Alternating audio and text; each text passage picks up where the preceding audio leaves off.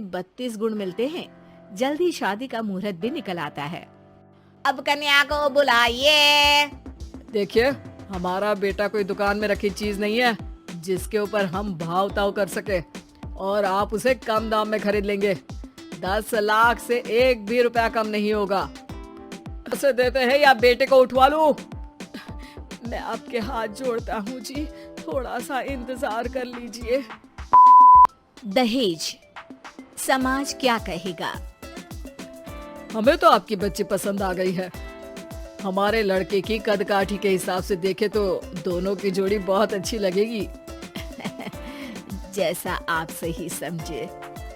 बेटा योगेश, तुम दोनों को अगर टाइम चाहिए तो आपस में अकेले में कुछ बात कर सकते हो। हम बाहर चले जाते हैं। जी पिताजी, जैसा आप कहें। योगेश और सविता को अकेले वक्त देकर सब वहाँ से चले जाते हैं। चाय कैसी लगी? चाय भी अच्छी लगी और आप भी। सच में? हाँ, मैंने तो फोटो देख के ही हाँ बोल दिया था। मुझे भी आप अच्छे लगे। आपको कुछ पूछना हो तो पूछ लीजिए, जैसे खाना बनाना आता है या नहीं, घर की क्या क्या काम कर लेती हूँ, वगैरह वगैरह। वो तो मेरी माँ आपकी माता जी से पूछ ही लेंगी, वो मेरा डिपार्टमेंट नहीं है। इधर योगेश और सविता जिंदगी भर का साथ जोड़ने की बात कर रहे थे। उधर सविता के पापा योगेश के पिताजी के सामने हाथ जोड़ के खड़े थे। देखिए, हमारा बेटा पढ़ा लिखा है, अच्छी नौकरी करता है। उसमें जितना पैसा लगा है कम से कम उतना तो मिलना चाहिए ना। 10 लाख से कम में तो नहीं हो पाएगा।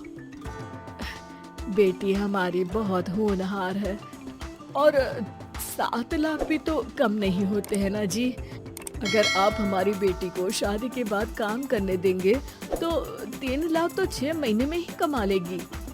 हमारे घर में ये सब नहीं होता। औरतें घर संभालती हैं और आदमी बाहर के काम। जरा मेरी बात तो समझिए। एक कार देने के बाद 10 लाख रुपए नगद देने में हमारी कमर टूट जाएगी और इसके अलावा टीवी फ्रिज तो देना ही पड़ेगा। शादी की तैयारियां, मेहमानों की पूछ परख, बारातियों का स्वागत। बेटी की शादी में बाप पर बहुत दबाव होता है जी। देखिए, हमारा बेटा कोई दुकान में रखी चीज नहीं है जिसके ऊपर हम भाव ताव कर सके और आप उसे कम दाम में खरीद लेंगे। 10 लाख से एक भी रुपया कम नहीं होगा।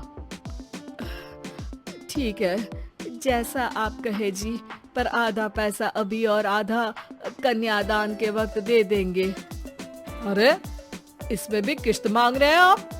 हमने तो सोचा था कि अच्छा परिवार होगा आपका। अच्छा ही परिवार है देवनाथ जी, पर पैसों की थोड़ी तंगी है ना, वरना सब ठीक ही है हमारे परिवार में जी। देवनाथ वहाँ से अपने बेटे योगेश को लेकर चले जाते हैं और कुंडली मिलवाई जाती है। 36 में से 32 गुण मिलते हैं। जल्दी शादी का मुहूर्त भी निकल आता है। अब कन्या को बुलाइए। आओ बेटी, यहाँ बैठो, योगेश की बाई ओर। मंत्रोच्चार शुरू करते हैं। मंगलम भगवान विष्णु मंगलम गरुड़ध्वजा मंगलम। सविता के पापा सविता और योगेश के बीच में जाकर बैठ जाते हैं। बेटी, तेरी माँ को यहाँ बैठना था, पर तेरी विदाई नहीं देखना चाहती होगी शायद, इसीलिए पहले ही चली गई। बाबा, हंसी खुशी का माहौल है, रोने का समय तो विदाई के वक्त होता है ना, तब ये इमोशनल अत्याचार कर लेना। अभी तो मुस्कुराइए, कैमरा आसपास ही है। तभी पीछे योगेश के पिताजी आ जाते हैं। अभी तक पैसे नहीं आए आपके यहाँ से? उठा लूं क्या बेटे को? आते ही होंगे, मैंने अपने छोटे भाई को व्यवस्था करने के लिए कह दिया था। अरे तो जल्दी कराइए ना, वरना देर हो जाएगी, समझ रहे हो ना आप? योगेश और सविता दोनों एक दूसरे की तरफ देखते हैं। सविता चाहती है कि योगेश कुछ बोले, पर योगेश अपना मुंह दूसरी तरफ फेर लेता है। पापा, कितने पैसे की बात की है आपने? अरे बेटी, तुझे इससे क्या मतलब? मेरी डील की है ना, तो मुझे तो पता ही होना चाहिए। कन्यादान की विधि शुरू करेंगे। तभी योगेश के पिता वापस वहां आ जाते हैं। पैसे देते हैं या बेटे को उठवा लूं? मैं आपके हाथ जोड़ता हूँ जी, थोड़ा सा इंतजार कर लीजिए। देवनाथ वहां से चले जाते हैं। तुम अपने पिताजी से कुछ कहते क्यों नहीं? उनके सामने कोई आवाज नहीं उठाता। ऐसा नहीं है, कोई तो उठाएगा ही। तभी वहां सविता के चाचा एक बैग लेकर आते हैं और सविता के पापा को देते हुए कहते हैं, 9 लाख ही हुए। आत्माराम इशारा करके योगेश के पिता को वहां बुलाते हैं। क्या? सिर्फ 9 लाख? बाकी 1 लाख कहाँ है? नहीं हो पाए जी, शादी के बाद कर देंगे। अरे आप बात से पलट रहे हैं, जल्दी से अभी के अभी पूरे पैसे लाइए वरना बेटे को उठाऊं क्या? देखिए मैं आपके पाँव पड़ता हूँ। रुक जाइए पापा, रिश्ते हाथ पकड़कर जोड़े जाते हैं, पाँव पकड़कर नहीं। बेटी तू चुप रह। नहीं, ये कब से बस कह ही रहे हैं कि उठवा लूं, पर कोई उठ ही नहीं रहा। लो मैं ही उठ जाती हूँ। बेटा अपशगुन हुआ। दहेज लेना सबसे बड़ा अपशगुन है, पाप है, पाखंड है। और योगेश, तुम्हें मैं पसंद हूँ तो कुछ बोलते क्यों नहीं? और तुम्हारे पिताजी, अरे देवनाथ जी, आपके नाम में ही बस देव है, काम तो आपके असुरों जैसे हैं। पर गलती आपकी नहीं, गलती मेरे पिताजी की है, जो आप जैसे लोगों को घर की दहलीज भी चढ़ने देते हैं।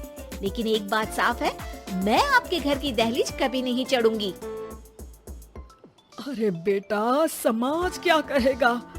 यही कहेगा कि सविता के भीतर की माँ दुर्गा जाग गई थी, जिसने पापा के खिलाफ, गलत के खिलाफ आवाज उठाई। आसपास के लोगों ने जोरदार तालियां बजाई।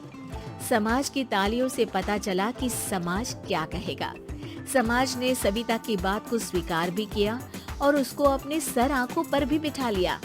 सविता के पिता में हिम्मत जागी और उन्होंने कहा, देवनाथ जी, आप कह रहे थे ना बेटे को उठा लूं क्या? उठा लीजिए। हमारी बेटी को आपका लड़का पसंद नहीं है और हमें आप